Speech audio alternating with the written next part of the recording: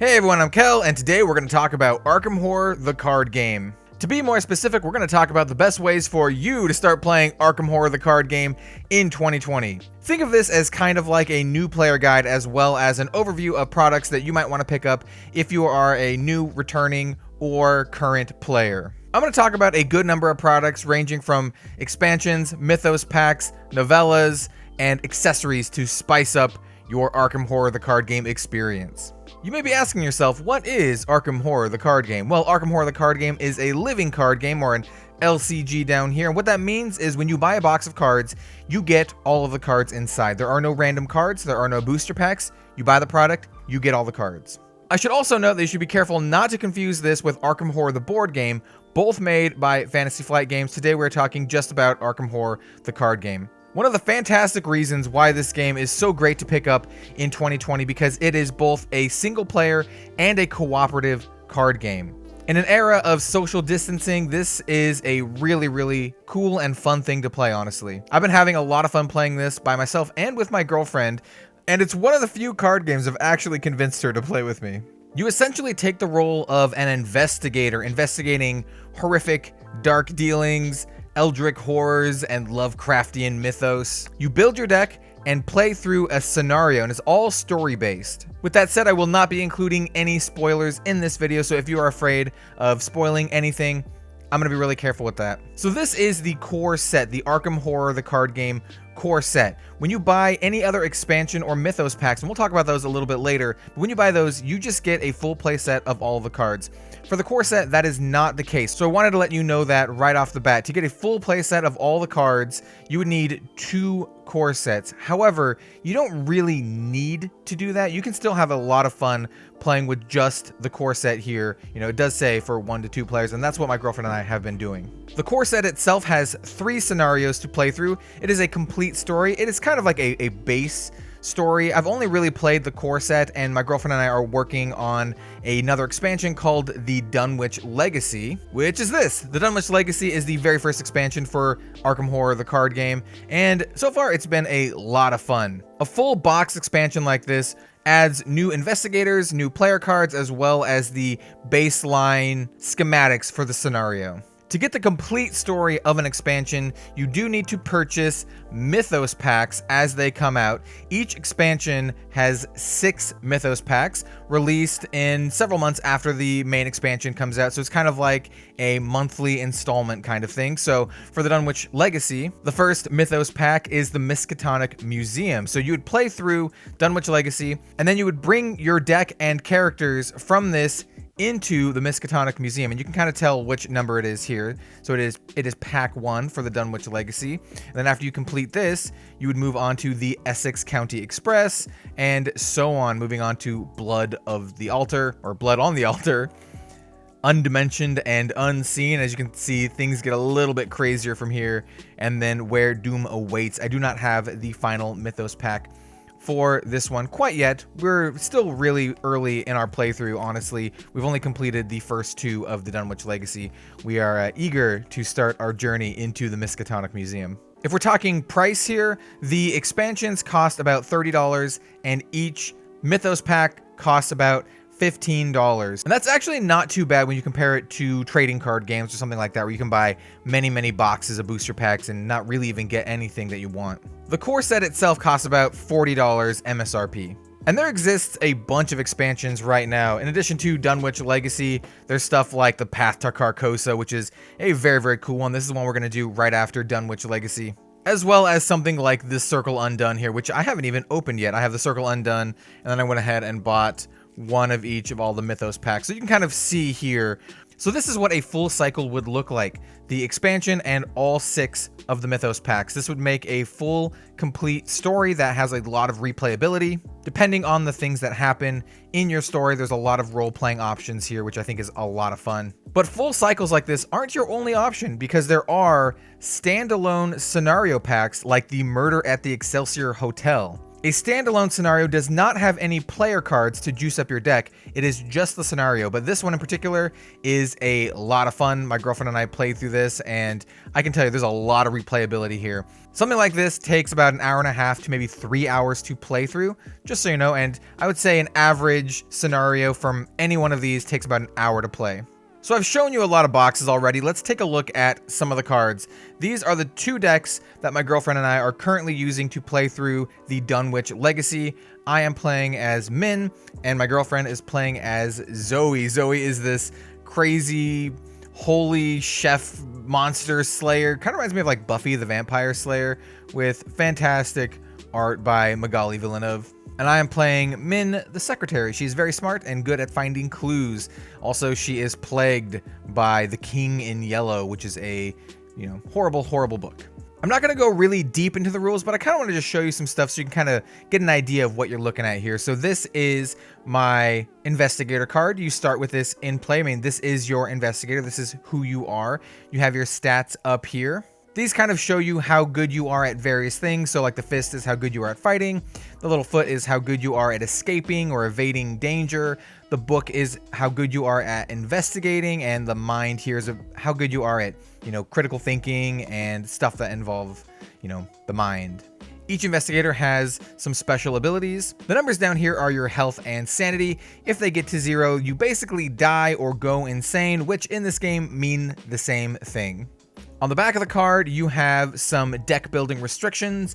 Deck sizes are typically 30 cards, though there are some variations here. So for Min, you can include Seeker cards, level 0 to 5, Neutral cards, 0 to 5, Survivor cards, 0 to 2, and then there are some other deck building restrictions. Each investigator has a signature weakness and a signature positive card, I guess you could say. And you also always include a random basic weakness. So your deck isn't all great. You do have some weaknesses here, which I think is actually really cool and a lot of fun. This is just kind of like a round sequence.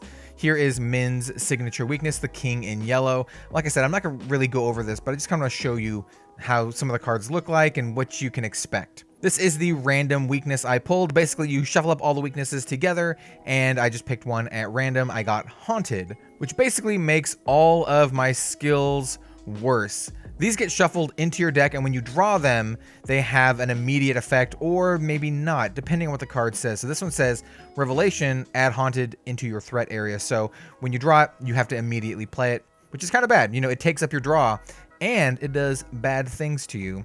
And you have cards like Skills. Skills can help you perform various actions. This one's really good at finding clues, for example, Perception. We also have Guts. I have stuff like Inquiring Mind. Min is really, really good at skill checks. So I have a good number of skills in here. Then we have event cards. These are cards that you play for their effects, whereas some of these other cards are for either resources or for skill checks.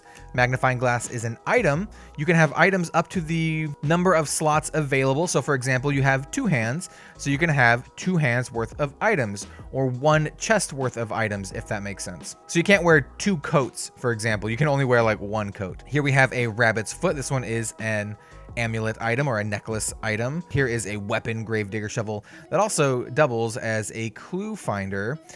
You probably don't know what that means at this point, but just know the good crux of this game is finding clues and fighting enemies. My deck is really good at getting clues, and Robin's deck, my girlfriend, is really good at fighting enemies. Zoe is a beast. She is absolutely fantastic at murdering monsters. Here I have this lantern.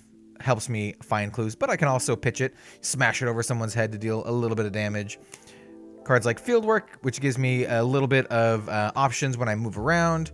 And then we have your allies. Allies come into play. You can only have 1 ally at a time unless you have a card that lets you have more than 1 ally at a time. This one's pretty cool with really good art by Magali Villeneuve. Lets you draw 2 cards when it comes into play and increases your maximum hand size. And you can put damage or sanity loss on your ally, and if it reaches one of the maximums here, then they die. So they can kind of like soak up damage for you.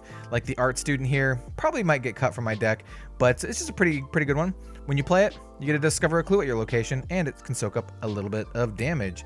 Analytical Mind is Min's signature card, and then we have some stuff that give me more mobility options. Pathfinder. I should note these little dots on the top of the card. indicate the level of the card. And when you start your deck, you can only have level 0 cards. And as you progress through the stories and campaigns, you will gain experience, and you can spend that experience on cards that have levels. So I used 2 experience to put these 2 cards into this deck. I think this card is pretty good because during your turn, if you're not engaged with an enemy, you can exhaust Pathfinder and move to a connecting location, which kind of gives you a free action because moving takes an action. And so I kind of want to move around the field and snatch up clues, and Pathfinder is actually really, really good for that for me. And then I also have a card from the story. I'm not going to talk about him too much, though you should note that some cards in the stories will make it into your deck, so you can use for the duration of that campaign. So I have Professor Warren Rice here. I also got Dr. Milan Christopher. This is not a story card, just a really, really good card from the core set, as well as Cunning Distraction.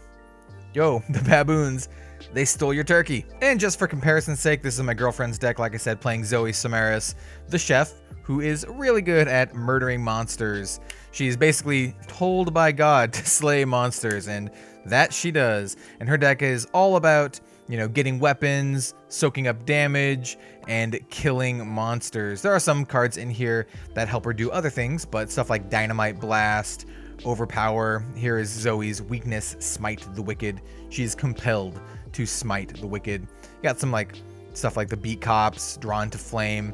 What's really interesting about Zoe and most of the investigators from the Dunwich Legacy expansion is that they have a special deck building restriction where they can have cards from their class. So Zoe is a guardian, so she can have 0 to level 5 guardian cards, 0 to 5 neutral cards, and then up to 5 other level 0 cards from any other class, which is pretty cool. So Zoe has a little bit of flexibility here, so she can have stuff like Drawn to the Flame, which lets her discover clues, which is really good because Zoe's typically not good at discovering clues. This is what Zoe is good at. She's good at killing monsters. So she's got stuff like guns.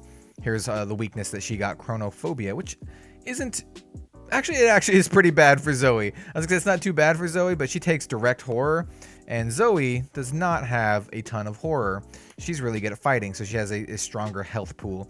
Here's some of the other cards that kind of like shore up Zoe's disadvantages, cards that let her search for cards or draw extra stuff. Really like the guard dog there, got some weapons and all of that cool stuff. Really like stuff like this too, Let Me Handle This, which kind of lets Zoe take a hit for something that might affect me, which is really, really cool because, you know, Min isn't really good at fighting. Here's Zoe's Cross. This is her signature card. Really, really good with her ability.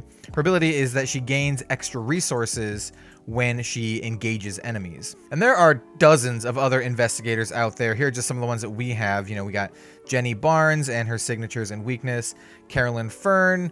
We have, let's see, Akachi. We have stuff like Safine. I think these are all ones that we were considering running for our latest campaign. Mark Harrigan, I've used him before. He's really cool. He's very, very strong. He has a attack power of 5 there. Roland Banks is my very first investigator that I played, FBI agent. He's very good, both good at fighting and good at discovering clues, as you would expect an FBI agent to be. Jim Culver, he's got a really, really cool mechanics in deck. Agnes Baker, she is a sorcerer, basically a witch. This was Robin's very first character that she played through with. Daisy Walker. Some of these cards come in the core set, so like Agnes Baker, Daisy Walker, and Roland Banks are all cards. Where's Roland? They're all cards that come in the core set. Here we go, Roland Banks. And then other stuff, like we got the field reporter, Rex Murphy. I was considering playing Rex Murphy, but I think Min is a little bit more my speed. Got Ashcan Pete. He starts in play with his dog, Duke. I like Ashcan Pete a lot. I think I'm going to play with him in the future.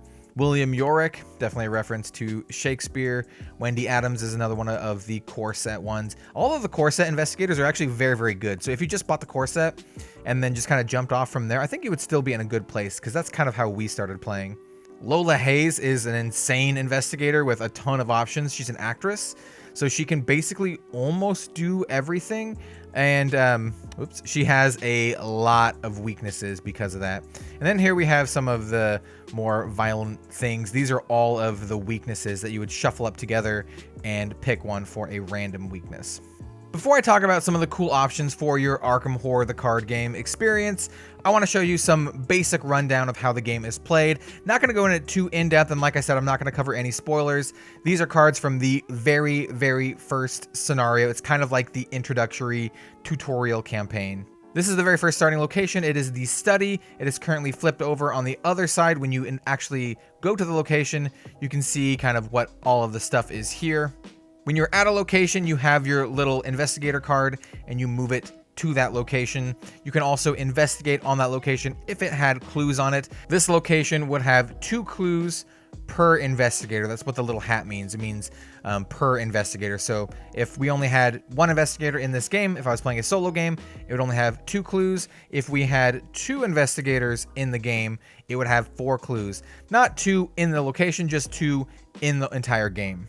This little 2 here is the shroud value for the location. That's the number I need to beat in order to get a clue from the location, and then you can use those clues to advance the current agendas. Without going deep into the terminology, the one on the right side is the good one. This is the one that you want to do to advance. The one on the left side is the bad one. This is the bad stuff that's happening to you. Every single turn, this increases by 1. You get 1 doom on the agenda. And to advance this one, we would need 2 clues per investigator. So we would need 4 total, which is all of the clues from the study. Monsters, hazards, traps, and all sorts of evil and unpleasant things appear as you flip over cards from the encounter deck. Every single turn, both players will flip over a card from the encounter deck other than the first turn, and nasty things will happen. Like I said, I'm not going to spoil anything here. Just know things can get pretty hard. This game is not an easy game, but it is a ton of fun, and there's a lot of replayability here. I should also like to note that these are what the tokens that come with the game look like. They're just, cardboard punch outs. We have your tokens for resources, tokens for clues and doom, tokens for mental damage or sanity damage, and tokens for health damage. I mention these because there are some really cool things you can get to kind of spice up your game, improve the quality of life of the game, and it does involve tokens. It also comes with these little tokens. These are your chaos tokens. As I drop it, these will be drawn from a chaos bag. The game does not include a chaos bag, so you'll need to use your own little baggie. And that leads me to my first upgrade that I would get for Arkham Horror, and that is a bag. A simple gaming bag, either leather or whatever material you prefer, is the first thing that I would recommend that you pick up if you wanted to spice up your Arkham Horror experience, so you're not drawing your chaos tokens from a plastic bag. I picked this guy up for maybe like a couple bucks on eBay. It's just a very simple drawstring bag, but it gets the job done. You can put your hand in here, you can ruffle around for the chaos tokens, and it's a much better experience. Extrapolating from that, you can actually get things to enhance your chaos tokens. And for that, I would highly recommend coin capsules. Specifically, these coin capsules, which I found to be incredibly sturdy and of very, very high quality make. This is a German company. The name means lighthouse. The Ultra Intercept 26mm coin capsules are what you want to look for. This is a 10-pack that costs about $10 straight from the manufacturer, and I'm going to take some of this out here. I bought 3 of these, so I bought enough to have 30. You really only need 20. You only need about 2 boxes. So if you wanted to spend a little bit of extra money, you can spend 20 bucks on 2 of these, maybe $25, get 2 of these and a chaos bag. And the end result here is, if you can kind of look into the murky depths of the chaos bag, are all of our chaos tokens in the coin capsules, which they look fantastic. They're very sturdy. It's actually kind of hard to get them apart, which is really good, so they don't come apart while you're rifling around, and it's just a really good feeling. You just stick your hand in there and pull out your token. That's 0. That's pretty good. For a while we weren't using the coin capsules and we were just using these, but they stick together, and it gets kind of hard when a bunch of these little like cardboard things are just like here. Like you can even see here, look, when they're just like stuck together. This is just a much nicer experience. It actually really increased quality of life while we're playing. Skull. Another thing that I would highly recommend if you want to juice up your experience and you have the money to spend are these custom tokens made by Team Covenant. These are health, sanity, resource tokens, as well as Doom and Clue tokens. And you know, you can use these for other things as well, but that's kind of what they're meant for. The tokens here are incredibly high quality, though they are kind of expensive, but I think they're definitely worth it. This one is one of the Doom tokens. You know, this side represents 1 Doom, this side can represent 2 Doom. Whereas some of the tokens, like the sanity tokens here, are actually a little transparent. You can kind of see through it. Like I said, very, very high quality. And these are made to fit the specifications for their game boards. I also mentioned their game boards. These are custom made for Arkham Horror. They're very high quality, have felt on the bottom so they don't, you know, slide around too much. And they're made specifically for Arkham Horror and their custom made tokens. So for example, we can set Zoe here, doesn't slide around on the board. You can mark her health or sanity damage. I believe the health ones go down here and the sanity ones are made to fit up top, and they are made specifically to fit in those locations. You can put your, you know, clues or resource tokens down here. Let's say that Zoe's discovered a clue and she's got 3 resources. Every one of these pieces fits perfectly in the spot that it's supposed to go. It's very nice. If you have to pick up the board and move it around, you know, none of the pieces fall out or anything like that. I think it's very, very nice, very useful, but you know, it's not needed. It's just something if you really wanted to spice up your Arkham Horror game. Here is another one of their player boards. This one is more South American themed. I think it's really, really cool. It's in theme with the Forgotten Age cycle, whereas this one is in theme with the Dunwich Legacy cycle. I went ahead and bought one of each just because, you know, just to have a little bit of variance here. All of the things here, both of the boards and all of the pieces, cost me, I think, directly from their website, close to about $130 or something like that shipped. Like I said, it's a little expensive, but if you wanted to spice up your game and support folks who create custom things for card games like this, and I believe they also do content creation, then I would highly recommend Team Covenant stuff. They're really nice folks, and they have a really, really good service. And I would like to reiterate, like I said at the beginning of the video, that you don't need any of that stuff to actually play and enjoy this game.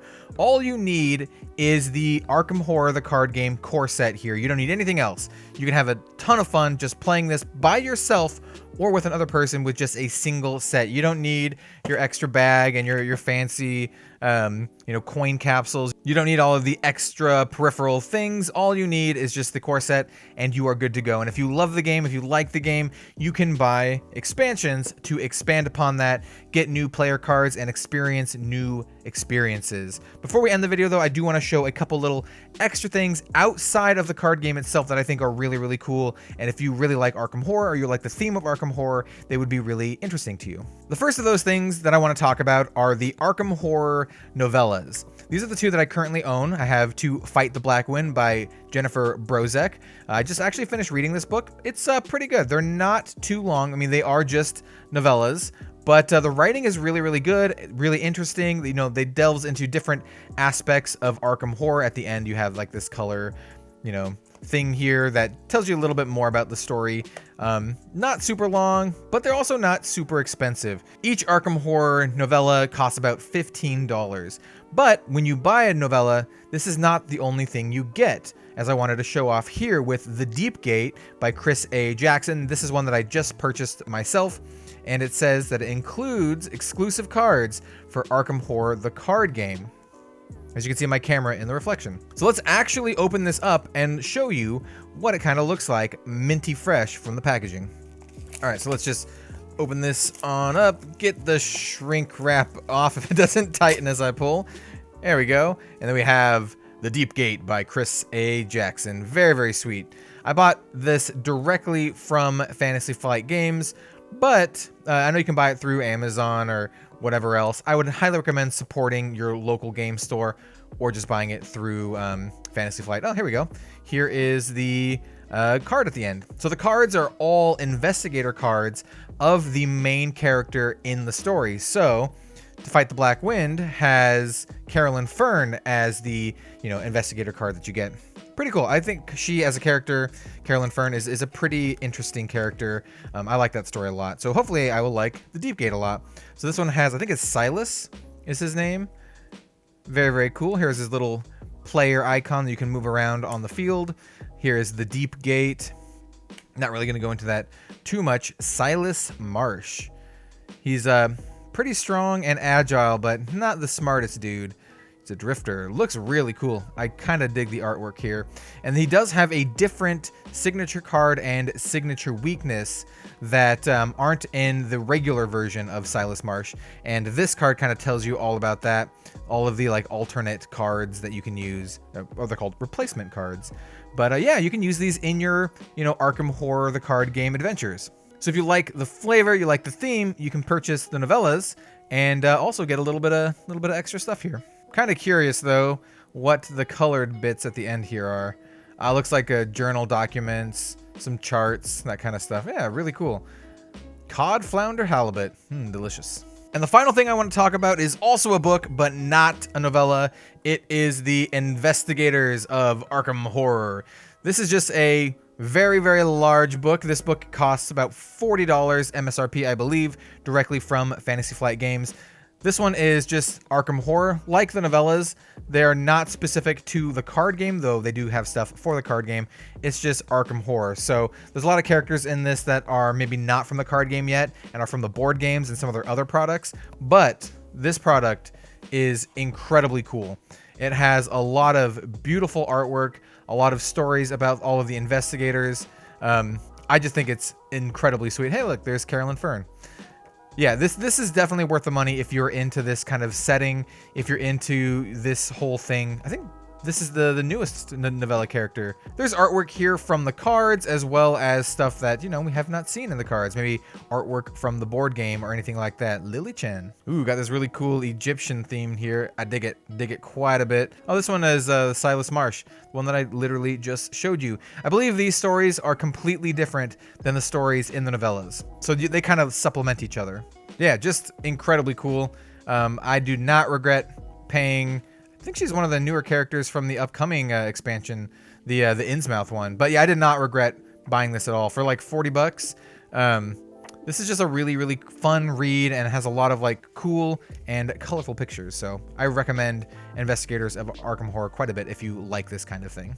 And to cap off the video and sum things up, if you wanted to get into Arkham Horror the card game in 2020, I would highly recommend picking up a core set. If you really liked the game after you play the core set, maybe pick up an expansion. If you like that expansion, then maybe start picking up some of the Mythos packs to that expansion to experience the complete story. For new, returning, and current players, you can always juice up your experience with gaming bags and other supplemental products that kind of, enhance your overall quality of life, as well as stuff like these coin capsules. I would really highly recommend getting the coin capsules. It actually helps so much. I remember a lot of the time some of the pieces would just stick together, and I swear the ooh, +1's really good. I swear the tentacle one was one of the ones that wasn't sticking together, and we always ended up with the tentacle one. And just so you know, just to see, it's like really, really solid in there. And let's see if I can actually get this off.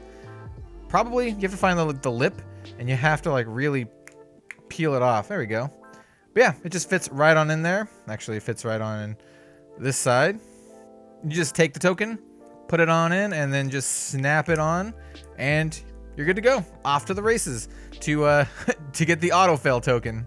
And that was my first video on Arkham Horror, the card game. Please let me know in the comments down below if I missed anything, if you would like to show me anything new. This is something that I've just gotten into in the last couple months. I love this game. It is a ton of fun, especially if you are in the situation where you need to self-isolate, or if you just don't have anyone else to play with, or someone else is self-isolating. You can play this by yourself. It's really fun by yourself. You can play this with a friend or loved one. It's a really, really fun cooperative experience. Like I said at the start, this is the only card game I've convinced my girlfriend to actually play with me. And that'll about do it. I would really appreciate it if you liked the video to maybe leave a like or a comment. Tell me what you thought of the video or of Arkham Horror, the card game. Let me know if you would like to see more stuff like this on the channel. I will probably be covering this as a mainline game on the channel because I love it so much. I'll probably be covering the Innsmouth expansion, as well as the Investigator starter decks launching later this year. I've already pre-ordered all my stuff from Fantasy Flight Games, so I can't wait for that stuff to come out. It's going to be a lot of fun. And those Investigator decks are going to be really, really good for new players. Anyway, thank you all so much for watching, and I will see you next time for some more card game content. I'll see you later.